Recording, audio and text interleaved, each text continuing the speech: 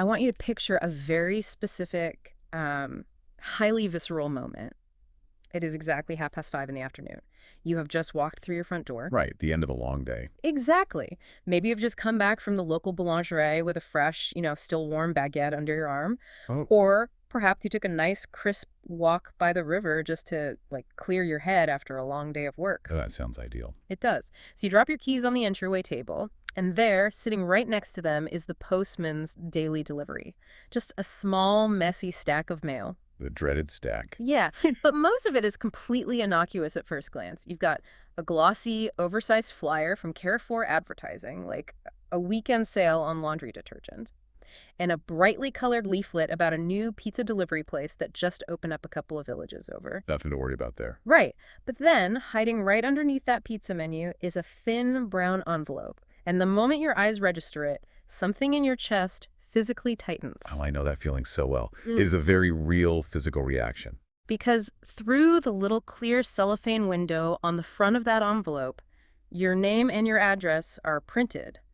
But they aren't just printed in any standard modern font. No, of course not. They are printed in that very specific, slightly faded, faintly jagged dot matrix font that the French administration has fiercely, stubbornly favored for something like 40 years. It is an incredibly distinct visual trigger, isn't it? It's a design aesthetic that instantly communicates the weight of the state. Absolutely. And the return address printed in the corner is never a person. You never, ever get a letter from a Monsieur Dupont.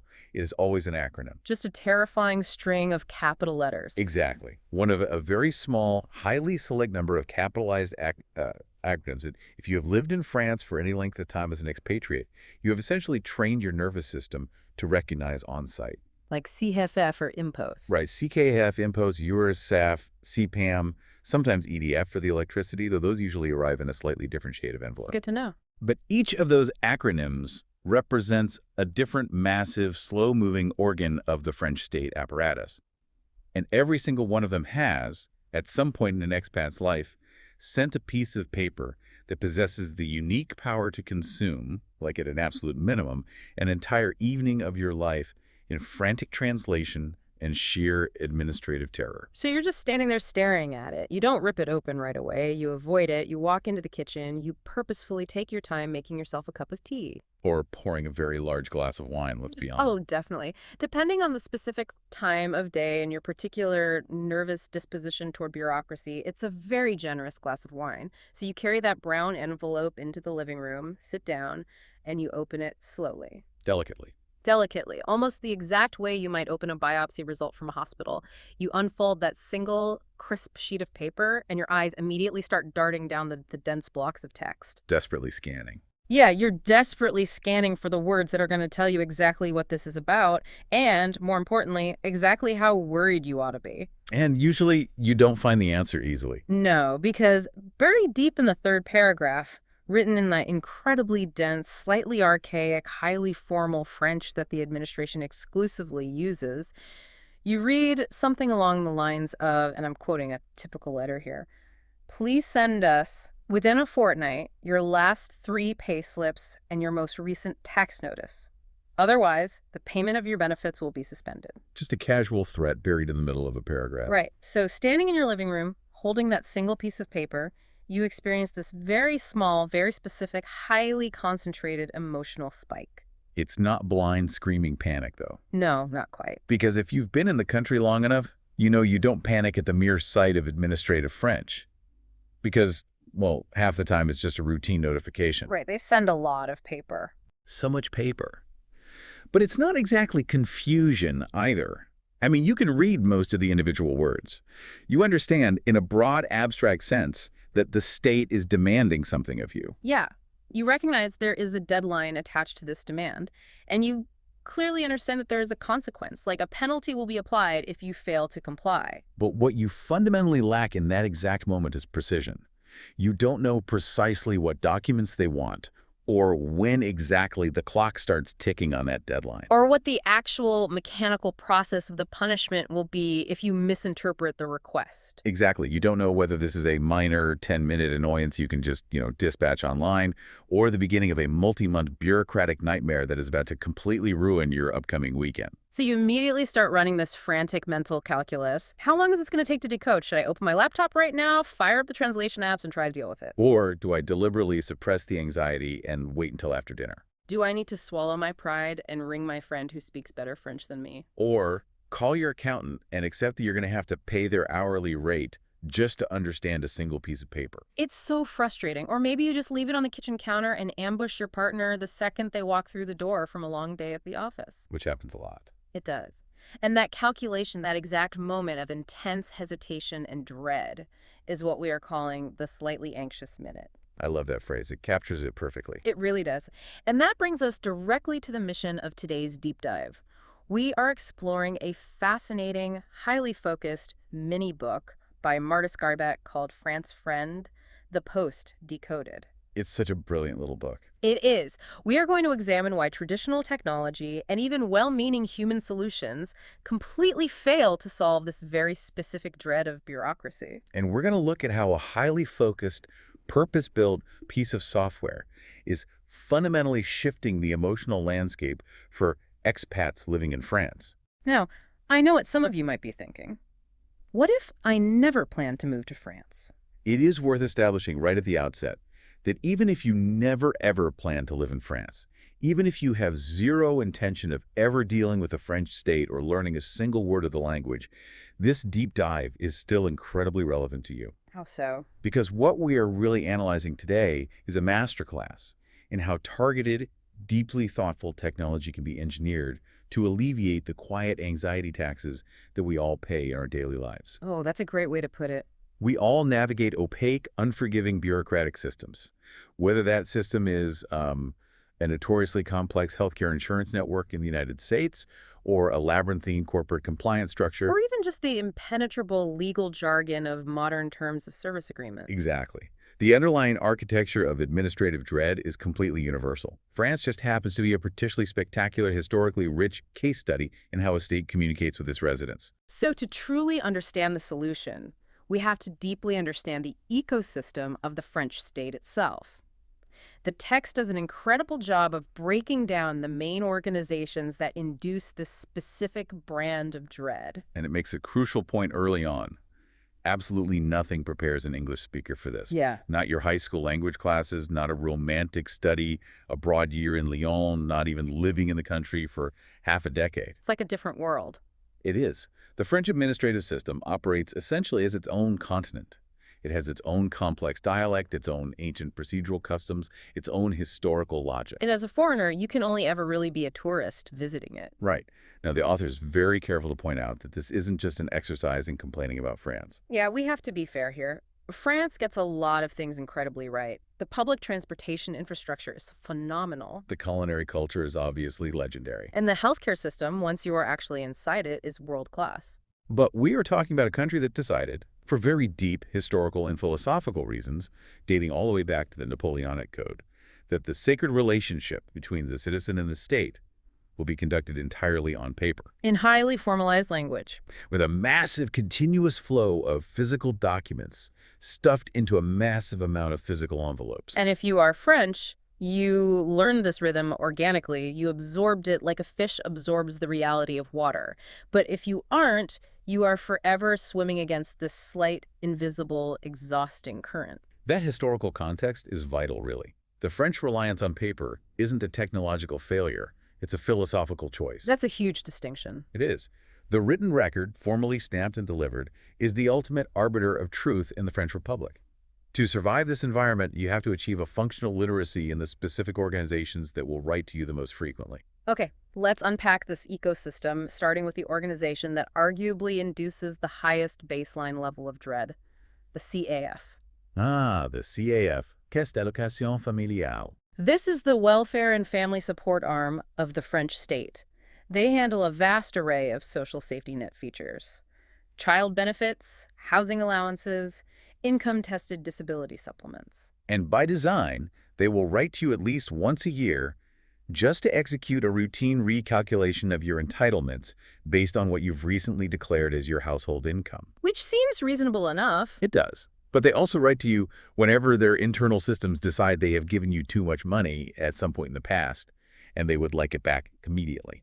According to the source material, CAF letters exist in a league of their own when it comes to inducing sheer anxiety. Oh, without a doubt. They are statistically the most likely to suddenly demand a mountain of evidence from you on incredibly short notice.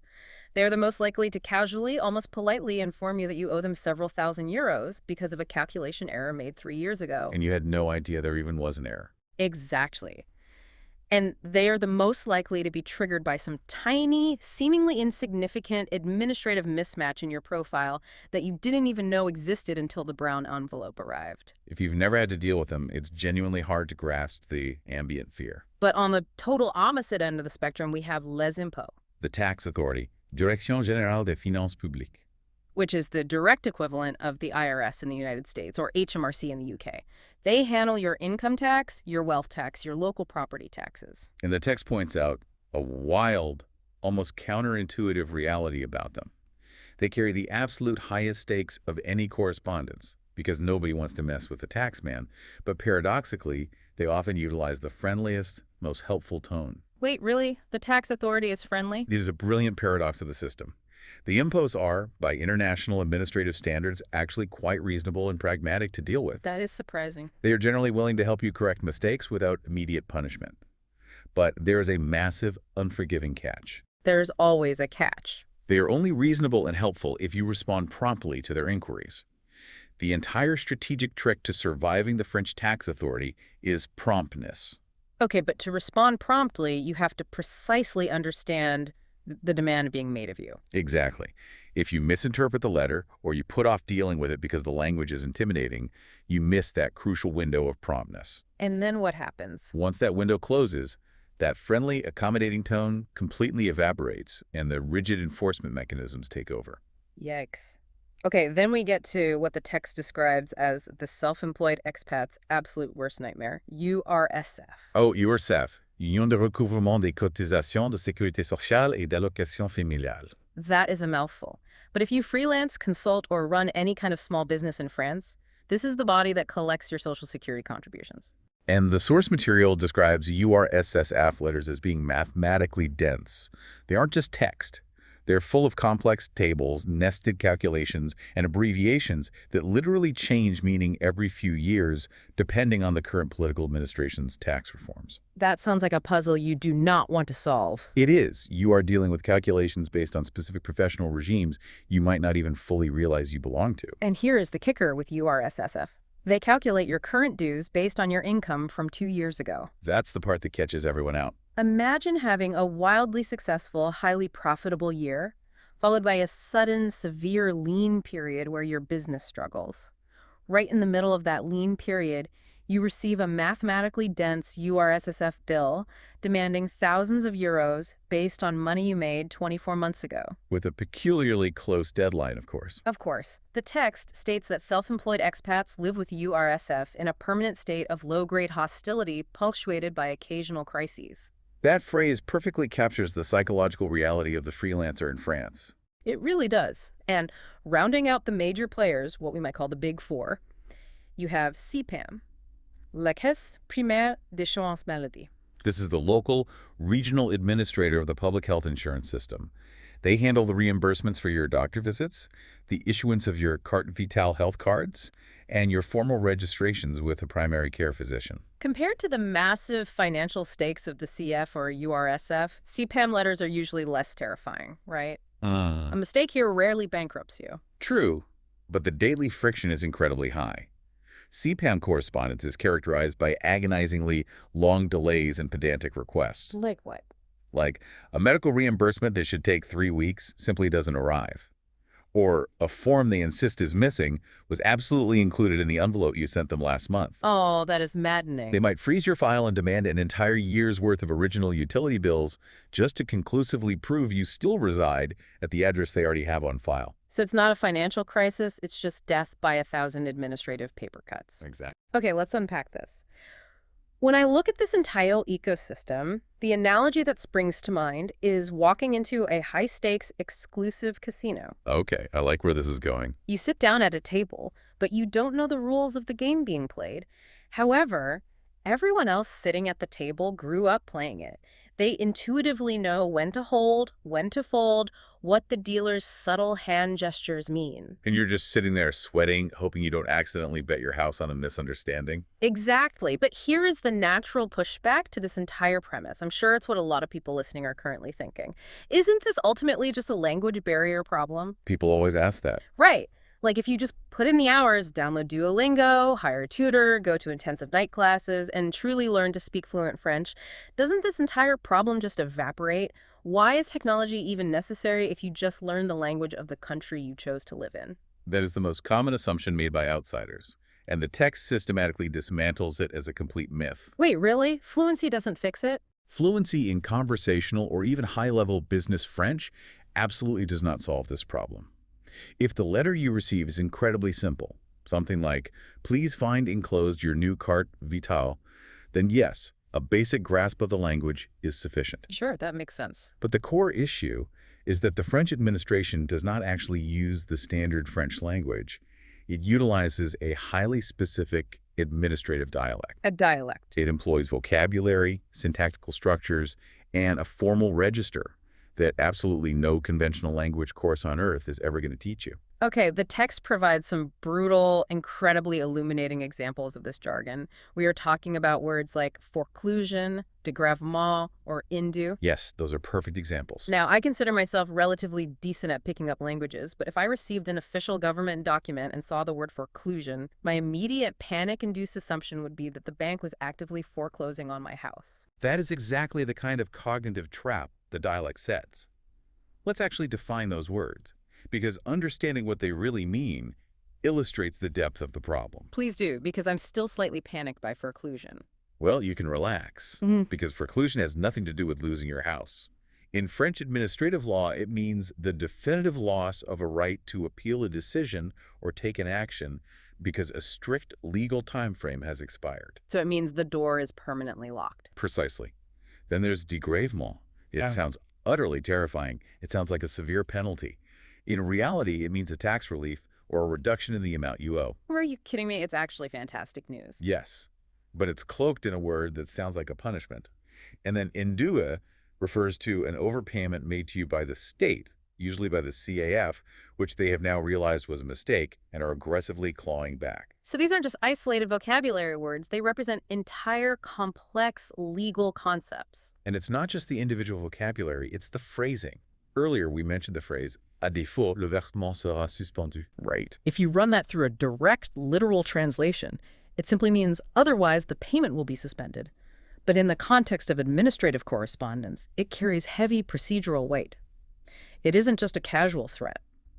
What is it then? It represents a very particular stage of escalation in a very particular procedural sequence.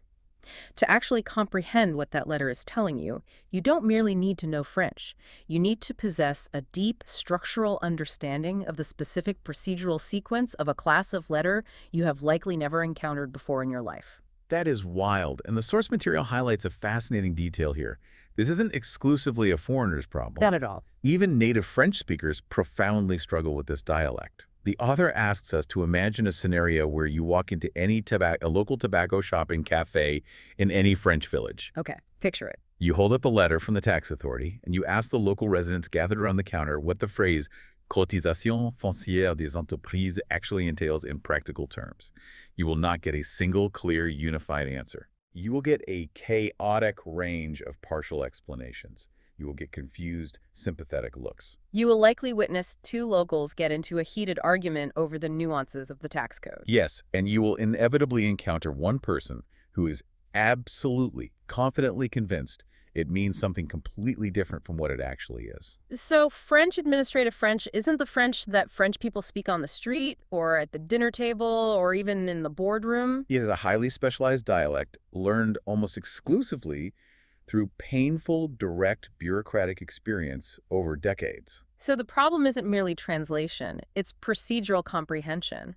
It's looking at a piece of paper and knowing what kind of letter it is, where it sits in a chain of escalations, what the actual consequences are, and what your next strategic move needs to be. And that level of comprehension takes years of painful trial and error to build. So naturally, in the 21st century, when faced with an impenetrable wall of text, we instinctively reach for modern technology. Or we reach out to the people around us for help. We look for crutches. Right.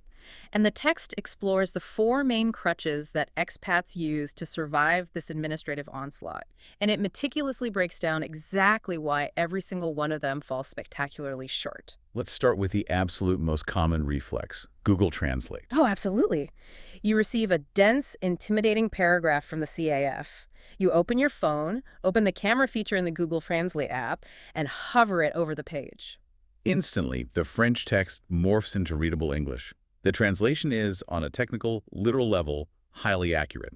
But as the text astutely points out, this is the exact moment you realize that linguistic translation and procedural comprehension are two entirely different beasts. Because Google Translate provides you with the words, but it fundamentally strips away the meaning.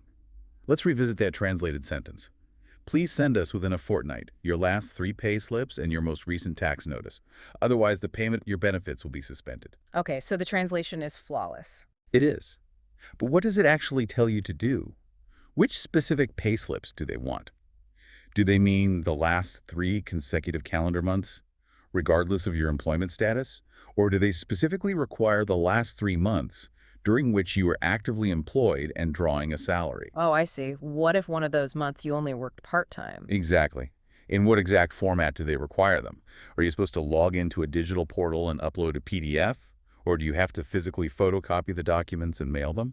And consider the threat, the payment will be suspended. How does that actual mechanism work in practice?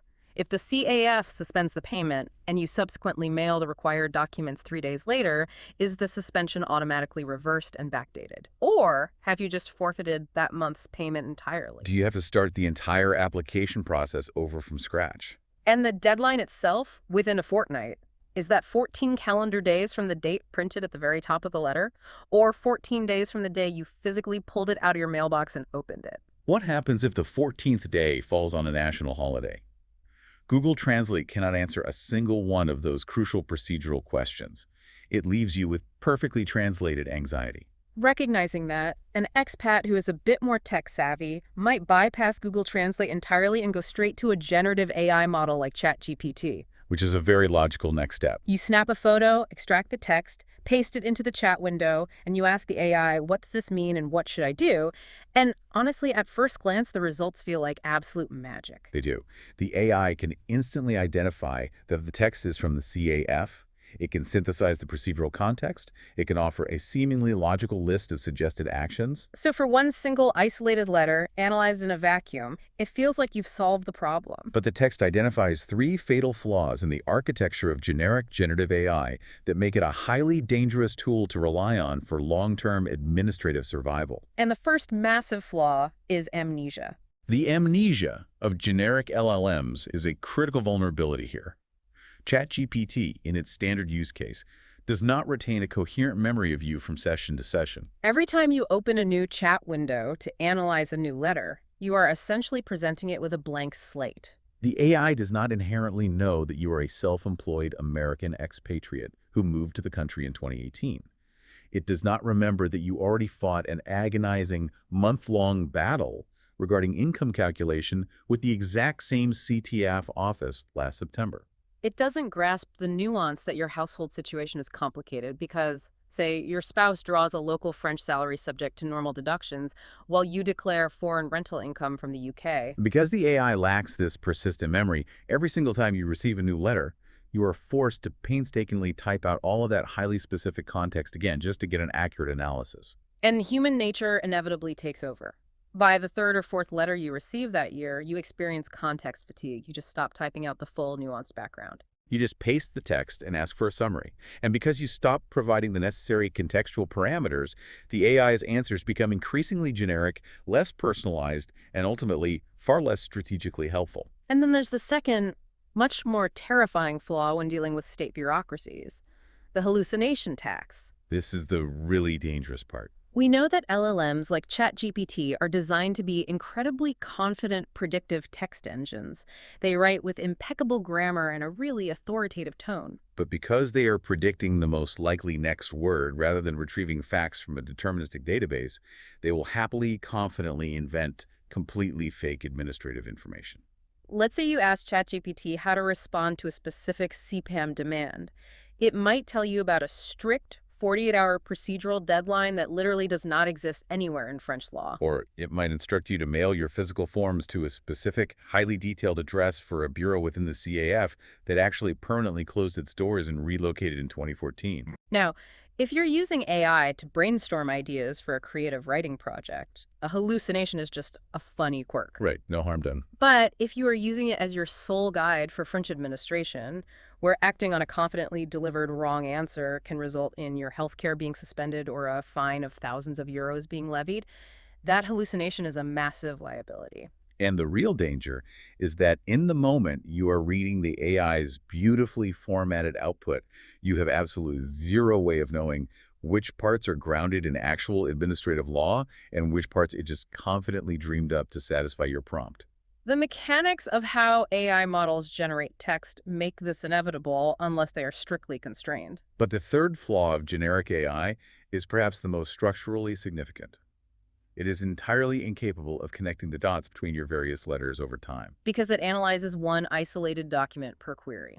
Right. It lacks the architectural capacity to notice that the household income figure printed on today's CF recalculation notice is, say, 3,000 different from the income figure printed on the URSSAF tax assessment you asked it to analyze 3 months ago. And that specific discrepancy is a critical administrative mismatch. If that mismatch goes uncaught, it isn't just a minor error. It is going to trigger a massive automated repayment demand 12 to 18 months down the line when the state databases inevitably sync up. So ChatGPT is essentially functioning as a highly articulate, very sharp interpreter who suffers from profound short-term memory loss. It represents a significant leap forward from Google Translate, but it completely fails to act as a cohesive, long-term administrative partner. So generic technology fundamentally fails to grasp the procedural reality. What about human intervention? If money is absolutely no object, the source material acknowledges that the gold standard is hiring a qualified professional. A French accountant, an expert comptable, or an avocat for strictly legal disputes. They provide bespoke advice grounded in current law, deeply specific to your exact financial and personal situation. But the barrier to entry is immense. We are talking about professional rates ranging from 60 to 120 euros an hour minimum. And beyond the cost, they're often slow to respond to what they consider trivial matters. The text uses a truly brilliant analogy to describe this dynamic. Asking your high-priced, highly trained accountant what a routine, generic CIF notification letter means is exactly like asking a specialized dental surgeon what to do about a minor hangnail. It's a perfect comparison. They can technically give you an answer, but both of you are going to feel slightly ridiculous about the interaction. And then a massive, disproportionate bill is going to arrive in the mail 2 weeks later. Exactly. So as an expat, you attempt to develop an internal triage system to manage this cost. You try to handle the seemingly obvious routine stuff yourself, and you only authorize the accountant's hourly rate for the truly scary high-stakes stuff. But the tragic flaw in this strategy is that the line between routine and scary is often completely invisible to the untrained eye until it's far too late. Right. That seemingly innocuous one-page letter you confidently mishandled in March is precisely the document that triggers the devastating full-scale tax audit in September. Which inevitably leads the vast majority of expats to rely on the final, most common crutch, their French friends and partners. The spouse who was born and raised in France, the friendly, patient neighbor who used to work in the local mairie, the bilingual buddy you met at a language exchange meetup. In terms of immediate comprehension, this works beautifully, but it introduces a hidden, highly corrosive element that the author identifies as the quiet, ongoing tax on their relationship. This dynamic is fascinating and honestly a little heartbreaking to read about because it is so universally recognizable. Have you ever become the designated family IT support person? Your parents keep calling you because the Wi-Fi router is blinking red, or the printer refuses to connect to the laptop. Oh, totally. At first, you're happy to help. You want to be useful. But by the 10th frantic phone call that month, you start letting it go to voicemail. You start dodging them. The emotional toll of constantly managing someone else's minor crises degrades the relationship. The text argues that the emotional toll of bureaucratic paperwork actively degrades romantic and platonic relationships over time in the exact same way. Because asking your French partner to sit down at the kitchen table and painstakingly explain the nuances of a CCAF letter to you for the fifth time this year, usually in the evening right after they finished a long, exhausting day navigating their own professional responsibilities. That is not a cost-free interaction. It demands heavy emotional labor. The text notes with devastating accuracy that the smile gets a little tighter each time. The bilingual friend you text feels increasingly burdened by your helplessness. The kind neighbor starts to feel a faint sense of dread when they see you walking up their driveway clutching a brown envelope. It creates a profound, uneven power dynamic in the relationship. The expat is reduced to a state of perpetual administrative childhood, constantly requiring an adult to translate the world for them. And furthermore, we have to acknowledge that those French friends, no matter how deeply well-meaning and intelligent they are not professional state administrators. Right, they are merely providing you with their best educated guess based entirely on their own limited anecdotal experience. They might glance at the letter and say, oh, URSSAF usually accepts this alternative document, or don't worry, CAF probably won't care about that minor discrepancy. And sometimes their intuition is perfectly correct, and sometimes they are confidently, disastrously wrong because the law changed 6 months ago and they aren't aware of it. The cumulative psychological effect of this dynamic, compounding year after year, is that expats experience a slow, steady erosion of their willingness to ask for help. They reach a point where they would rather suffer in silence, blindly guess at the paperwork, and risk the financial penalties than impose on their exhausted spouse or burdened friend one more time. What's fascinating here is that we have clearly identified a massive, gaping void in the market. Google Translate gives you accurate words, but strips away meaning. Generic AI gives you procedural context, but hallucinates fake laws and completely forgets your history. Professional accountants are far too expensive and slow for daily routine use, and relying on friends drains your relationship capital and creates toxic power dynamics. None of these options provide what is actually needed: context-aware, immediate, highly accurate, low-stakes comprehension. And that exact void the intersection where high-stakes administrative consequences meet low-level, routine daily paperwork is precisely the space that the France Friend web application was engineered from the ground up to fill. Exactly. Yeah. It is vital to understand what France Friend is and what it is not. It is not attempting to be an all-encompassing, bloated life management software suite. It is a highly focused, purpose-built, mobile-first web application designed to execute one very specific mission exceptionally well. It exists to completely disarm that slightly anxious minute of opening a French administrative letter. The user experience is stripped down to the essentials. You receive a letter, you take a clear photo of it using your smartphone camera within the app, and within approximately 30 seconds, the software returns a calm, highly structured, plain English analysis. And the true architectural brilliance of the software isn't just the AI under the hood. It is the strict, unwavering, highly predictable structure of the output, which the creators call the 7 blocks. The concept of these 7 blocks of clarity is the absolute core of what builds the architecture of calm that the author emphasizes. Rather than giving you a conversational AI output that changes format every time, the app forces every single analysis into the exact same rigid framework. Let's look at how these blocks actually solve the problems we just discussed. The app immediately tackles the primary issue of cognitive overload through strict categorization. Right. Block 1 is simply titled, What This Is. It is not a translation. It is a definitive categorization of the document. It provides one incredibly clear sentence, like, this is a CCAF income recalculation notice triggered by the annual review process. Or, this is an URSSAF demand for second quarter Social Security contributions. This is arguably the most important block because instantly, within 3 seconds of reading it, you know exactly what category of problem you are dealing with, how seriously you need to take it, and whether this is a minor notification or an issue that is going to consume your entire night. Following that, Block 2 provides what it says.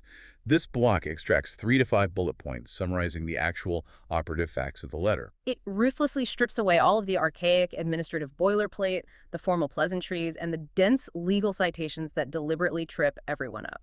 It just gives you the raw data. They have recalculated your housing allowance based on your declared 2024 income of $34,200. Your new monthly payment will be owed $142. This change takes effect automatically from 1st June 2026. It acts as a filter, extracting the pure signal from the overwhelming noise. Once the cognitive load is reduced by categorization, the architecture shifts entirely to driving precise action. Block 3 is what to do. These are concrete, highly specific action steps presented in logical order. It deliberately avoids vague, unhelpful advice like contact the CAF. Instead, it provides actionable specificity.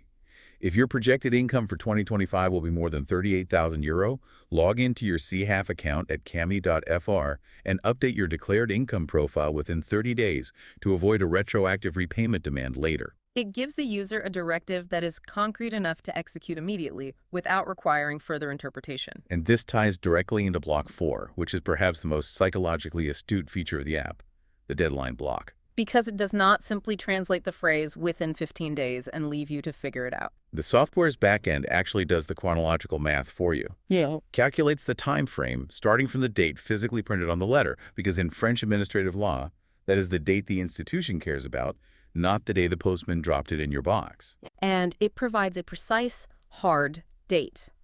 But crucially, it includes the day of the week. It will say, action required by Monday, 5 June 2026. I want to pause on that specific detail because including the day of the week is such a subtle but profound UX choice. Why does that matter so much? Because if the app just spits out June 5th, your brain still has to do work. You have to check a calendar to see if June 5th is a Sunday. Exactly.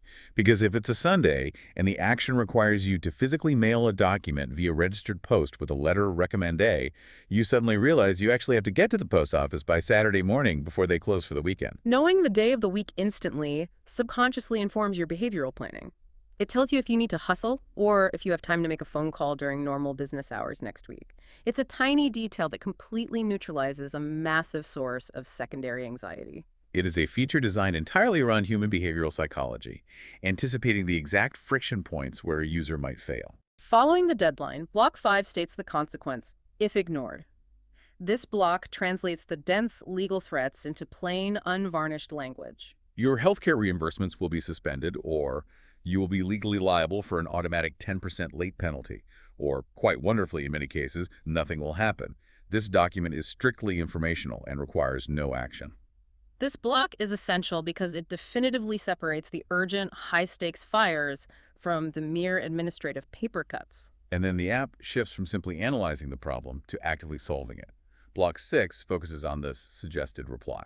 If the letter requires you to write back to dispute a claim or request a payment plan, the app actually drafts the entire response for you in proper, highly formal French. We're talking the full, intimidating administrative regalia. It automatically opens with the correct Madame, Monsieur. It perfectly inserts your specific dossier reference numbers in the correct formatting. And it closes with those incredibly elaborate, multi-line, polite formulas that French correspondence requires, like Veuillez agréer, Madame, Monsieur, l'expression de mes salutations distinguées. You simply copy the text, tweak a specific detail if necessary, and mail it. According to the text, beta testers called this specific feature worth the subscription price by itself because it takes a task that usually generates 3 weeks of dread and staring paralyzed at a blank page and reduces it to a 3-minute copy-paste exercise. Finally, we reach the architectural triumph of the software. Block 7, labeled Connections. This is where the app truly earns the moniker France Friend. This block utilizes the app's secure internal memory architecture to actively flag mismatches and conflicts across your entire multi-year history of uploaded letters. It acts as a vector database of your administrative life. If the baseline income figure the CAF is utilizing for calculation doesn't perfectly match the income figure on the tax notice you uploaded 6 months prior, Block 7 throws up a red flag. If a notification about a change in your freelance employment status means you are legally required to notify CPAM to update your healthcare rights, Block 7 warns you of the downstream consequence. It seamlessly connects the isolated piece of paper in your hand to your broader, complex administrative reality.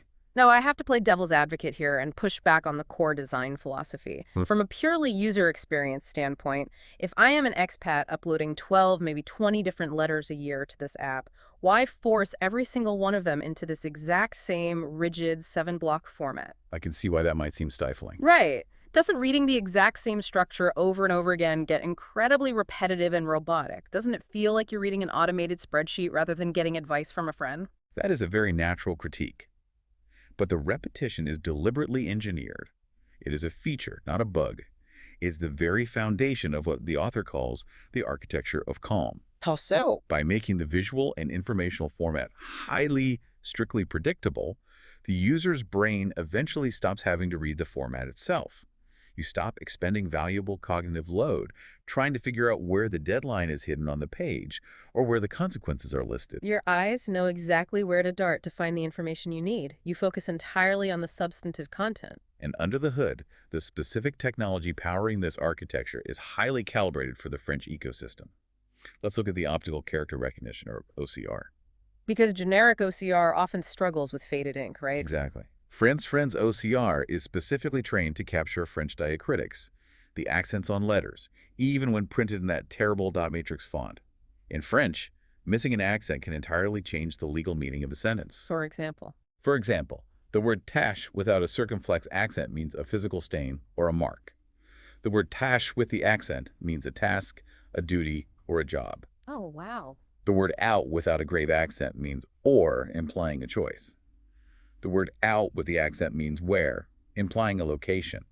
If the OCR misses the accent, the AI interprets the sentence incorrectly, completely altering the procedural advice. Furthermore, for the core analytical engine, the developers deliberately chose to build on the Claude family of large language models rather than the more ubiquitous ChatGPT. Why? Because Claude is fundamentally designed around constitutional AI principles. It is calibrated to be inherently cautious. It is explicitly trained to admit when it lacks sufficient context to answer safely, or when a scanned letter is too ambiguous to interpret definitively. Rather than succumbing to the generative urge to hallucinate a confident, disastrously wrong answer just to provide a seamless output. To truly grasp how this careful memory architecture and strict formatting actually protects users in the real world, we need to move beyond the theory and look at how it neutralizes administrative disasters before they happen. The source text provides 4 incredibly vivid, high-stakes case studies that illustrate this perfectly. Instead of just listing them, let's look at the mechanics of failure versus the mechanics of prevention. I want to start with the concept of the cascade effect because this is where the system is most dangerous. Okay, set the scene for case 3. Case 3 details an Irish retired couple living in Brittany. They receive a very brief, seemingly routine, perfectly polite letter from CPAM, the health system. It simply states that their coverage profile is being reviewed because one of them recently reached a specific age threshold. It asks for no immediate action. It looks entirely harmless, so they naturally file it away in a drawer and forget about it. Without the app, this single piece of paper triggers a slow-motion, invisible administrative disaster. Here is how the state databases interact. The CPAM review eventually alters their specific coverage status code in the system. That code change is automatically transmitted to their supplemental mutual insurance provider, which subsequently alters the premium calculation for their private coverage. That alteration in their out-of-pocket medical expenses creates a subtle discrepancy in the baseline household income figures that the CIF uses to calculate a small, separate social supplement they receive to help with heating costs. 6 months later, they are suddenly fighting a multi-front, incredibly confusing war against 3 entirely different government bodies. Receiving penalty notices and policy cancellations, and none of the issues can be untangled until the originating error is identified and fixed. But with France Friend, the outcome is entirely different. They snap a photo of the initial CPAM letter, block 7 the connections block, catches the potential cascade immediately. It references their uploaded history, sees the mutual and the CF supplement, and outputs a warning. This CPAM status change will likely affect your mutual premium calculations. Contact your mutual provider within 6 weeks to update your file. It may also affect your CTAF supplement eligibility, update your CF profile to reflect the new healthcare status. 2 quick preventative phone calls are made, and the entire devastating cascade is neutralized before the databases even sync up. They save themselves potentially over €1,000 in billing disputes and 40 hours of pulling their hair out on hold with customer service. That is the power of predictive institutional memory. And we see that same memory utilized purely for defense in Case 4, which involves a targeted scam. Yes. A woman living in Lyon receives a letter that appears to be definitively from Les Impôts, the tax authority. It demands a payment of €487 in outstanding local taxes and provides specific bank transfer details, demanding the money be sent within 7 days. The letter is a masterpiece of social engineering. The government logo is perfectly replicated. The specific administrative dialect is flawless. Without the app, human psychology takes over. The time frame is urgent, the amount is just small enough to be plausible but large enough to be concerning, and she simply wants the anxiety off her plate. She executes the bank transfer. Her money is instantly gone, and her personal bank details are now in the hands of sophisticated fraudsters. But she uses the app. She photographs the letter. Block 1 instantly throws up a critical alert. This is potentially a fraudulent scam letter imitating the tax authority. Block 5 warns, do not execute any payment. Verify your balance exclusively via your official impots.guthio.fr online portal. And Block 7 clearly explains why the software flagged it. That- It analyzes the behavior of the document. It notes that the letter asks for payment to a non-government commercial IBAN account structure. It recognizes that the artificially short 7-day deadline is a pressure tactic that contradicts actual statutory tax collection timelines, Okay. and it detects minute formatting errors in the letterhead that deviate from historical impots correspondence. So, what does this all mean? It means the software isn't just translating, it's acting as a bodyguard. It's analyzing the behavior of the letter against the known behavior of the institution. If we connect this to the bigger picture, what we are analyzing here is the democratization of high-level institutional memory. Experienced, highly paid human accountants possess this memory. Right. A good accountant glances at that scam letter and instantly knows it's fake because they have internalized exactly how the imposts actually behave over 20 years of practice. France Friend takes that specialized, expensive institutional memory and encodes it into an accessible web app. The software pays deep attention over time. It organically learns your nationality, the specific year you arrived in the country, the exact nuances of your employment status, all purely deduced and mapped from the context of the letters you upload. It builds a coherent, highly personalized administrative profile. But crucially, it builds this profile not to harvest and sell your data to advertisers, but to actively protect you from the system's inherent blind spots and malicious actors. We see this exact dynamic play out in the other two cases the text mentions. In case 1, a British woman avoids a devastating 1,800 repayment demand from the CAF because the connections block realizes the income figure the CAF is using for a routine recalculation is 4,300 lower than the verified figure on her last tax notice. It catches the discrepancy before the state does. Exactly. In case 2, an American freelancer receives a massive 4,200 demand from URSSAF that threatens to bankrupt his small business. The app doesn't just tell him he owes the money. It uses Block 6 to automatically draft the highly formal, legally structured letter requesting a phased payment plan, saving his cash flow and saving him the 90 an hour fee he would have paid a professional to write that exact same letter. Which naturally brings us to the underlying economics of this tool, and, far more importantly, the immense psychological weight it is designed to lift off the user's shoulders. Part 7 of the book addresses the money question, and the creators kept the pricing structure refreshingly simple and transparent. There is a free tier, which provides 3-letter analyses a month. It requires no credit card, serves absolutely no ads, and strictly promises not to sell your data. It's designed for light users who rarely receive government mail. Then there's the Pro tier, priced at $39 a year. That unlocks unlimited analyses, the cross-system connections insights, the automated reply drafting, and the scam detection protocols. And for early adopters, there is a founding lifetime tier for a one-off payment of €99, though it is limited to the first 100 buyers. But when you genuinely compare that $39 annual cost to the stark alternatives, the value proposition is almost absurdly asymmetrical. It really is. €39 a year is roughly equivalent to the cost of a single minor missed CCAF deadline that slaps you with an automatic 10% penalty on a 400 demand. Is the cost of one tank of gas for your car. If the app successfully prevents you from falling for one single 500 phishing scam, it has literally paid for itself for over a decade. If it saves you from having to call your accountant just one time to decipher a routine letter, it has paid for itself in a single afternoon. The financial case is entirely asymmetrical. The upfront cost is tiny and highly predictable, while the potential savings are massive and strictly preventative. However, the author argues, and very persuasively so, that the raw financial math is not the ultimate value proposition being offered here. The true, profound value lies in Part 8 of the book, the concept of the quiet anxiety tax. Yes, this section is the absolute emotional core of the entire text, the quiet anxiety tax.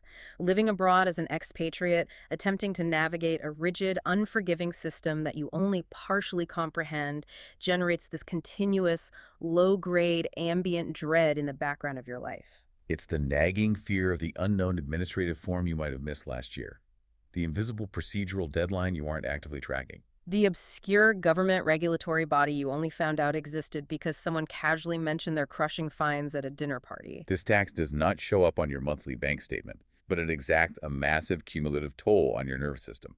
It biologically elevates your cortisol levels. It makes you physically hesitate to check your own mailbox when you walk in the door. It completely ruins your Sunday evenings because instead of relaxing and recharging with your family, a dark corner of your brain is obsessively spiraling over the ambiguous piece of paper you have to deal with on Monday morning. And year after year, this psychological tax compounds. It literally, measurably makes people love living in France slightly less. The physical beauty of the country hasn't changed. The food is still incredible, but the cumulative, crushing weight of bureaucratic dread has dragged their quality of life down. And that alleviation of dread is the true product being sold here. France Friend does not and cannot replace the French administrative system. That vast, paper-based labyrinth is a permanent fixture of the Republic. What the software does is fundamentally, radically alter the user's emotional relationship to that system. When the postman drops the mail, you don't let the brown envelope sit on the kitchen counter radiating bad energy and low-level panic for 3 days. You immediately open it. You photograph it. You receive a calm, structured, actionable answer in under 2 minutes. The dread never even gets a chance to take root in your mind.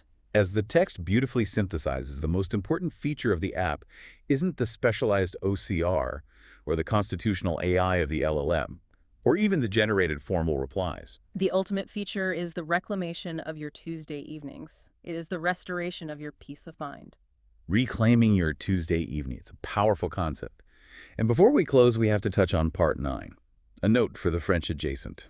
This is such a brilliant, empathetic inclusion in the book. If you are the French citizen partner of an expat, or if you are that patient bilingual friend who is constantly getting bombarded with desperate, blurry WhatsApp screenshots asking, hey, I'm so sorry to bother you again, but can I just check what the sentence means real quick? This app is essentially the ultimate gift you can give yourself and your partner. Because the author is deeply committed to what she calls the honest comparison. Let's be totally clear about what this tool is and what it legally isn't. This app absolutely does not replace an avocat if you are currently embroiled in a complex, multi-year legal dispute with the state over property rights. It does not replace the strategic brilliance of an expert comparable for structuring and filing complex corporate taxes for a growing enterprise. What it does do is act as the incredibly smart, endlessly patient friend standing over your shoulder at the kitchen table, looking at the intimidating brown envelope and telling you calmly, precisely, and accurately exactly what to do next. When we synthesize this, the amount of subtle relationship friction that this software successfully removes between a French citizen and their expatriate spouse is practically immeasurable on a standard balance sheet. It actively restores emotional balance to the household. It empowers the expat to handle their own daily administrative affairs with dignity, speed, and total autonomy, rather than feeling like a perpetual, helpless dependent. And simultaneously, it frees the French partner from the exhausting, unpaid role of being the designated translator and administrator in their own home. It's a perfect example of utilizing highly calibrated, complex technology to solve a deeply human, emotional problem. Let's bring this entire journey together. We started this deep dive standing in the entryway, staring down a thin brown envelope printed with a faded dot matrix font, feeling that highly specific, paralyzing dread of the administrative dialect. We explored the deep historical roots of why the French state demands paper and why fluency in conversational French is an illusion of safety. We systematically looked at how reaching for generic AI models leaves us drowning in dangerous hallucinations, and how relying on Google Translate strips away vital procedural context. We examined the heavy, corrosive relationship tax of relying on our loved ones for administrative survival. And then we broke down the elegant, highly predictable, rigidly structured 7-block architecture of calm that France Friend utilizes to reclaim an expat's peace of mind, acting as a digital bodyguard with perfect institutional memory, saving them from thousands of euros in fines, sophisticated scams, and invisible cascade effects. It takes the terrifying, paralyzing unknown of state bureaucracy and reduces it to a simple, manageable 2-minute checklist. This deep dive leaves us with a very important, highly provocative, lingering question to consider as we close. If a meticulously calibrated, hyper-focused application of artificial intelligence can successfully decode, disarm, and essentially domesticate something as famously labyrinthine, historically rigid, and deeply intimidating as the French state bureaucracy. What other universally dreaded, structurally opaque societal systems are currently ripe for this exact kind of intervention? Imagine an architecture of calm, specifically designed to navigate the notoriously complex, deliberately confusing health insurance billing and coding system in the United States, instantly translating a terrifying hospital bill into a clear explanation of your actual liabilities. Or imagine a tool built purely to decode the impenetrable, predatory legalese of modern corporate terms of service agreements, highlighting exactly what rights you are surrendering in plain English. The underlying technology is clearly capable of acting as our digital bodyguard against vast institutional power. It is merely a matter of pointing that technology at the right monsters. That is an incredibly fascinating thought to end on, because the monsters are definitely out there, constantly hiding in the dense fine print of our daily lives. Thank you all for joining us on this deep dive. Keep embracing that curiosity and keep exploring the truly fascinating, unexpected ways that thoughtful, purpose-built technology can intersect with and actually alleviate our very daily, very human anxieties.